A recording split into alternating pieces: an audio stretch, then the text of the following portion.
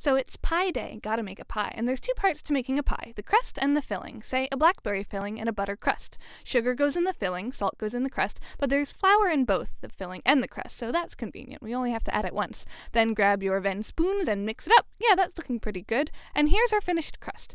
And since we're Tao fans here, let's make two pies that intersect. Okay, in goes a blackberry filling, in, but what filling for our other pie?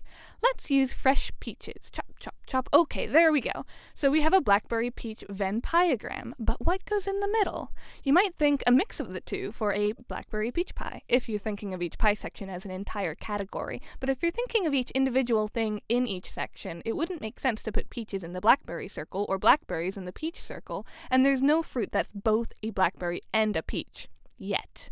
But maybe you could put plums in the middle and have the categories be stone fruit for peaches and plums, but not blackberries, and then both plums and blackberries, but not peaches, are in the category of fruit that you can eat without feeling weird about biting something so soft and cuddly.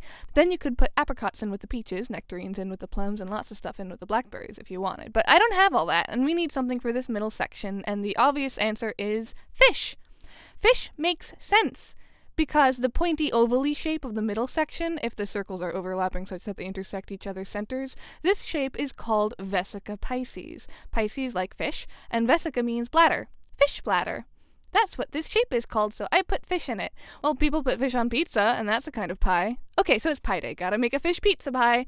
Pie has two parts, the base and the toppings, and the dough is the base, and the tomato sauce is somewhere between a base and a topping. I mean, I'm from New York, so I have opinions, but sure, now that I'm on the West Coast, I can accommodate people who think even cheese is optional by thinking Venn diagrammatically about my pizza, instead of just having black and white opinions about everything.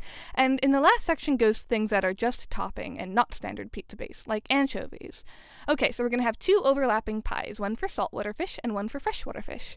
Anchovies are saltwater, so are mackerel, and then some freshwater trout, and you know what's a freshwater fish and a saltwater fish? Salmon!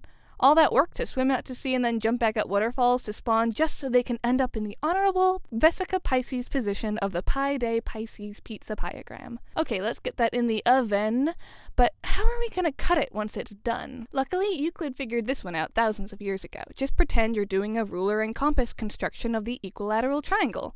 Draw a line through the two circle centers, then lines from the centers to the circle intersections.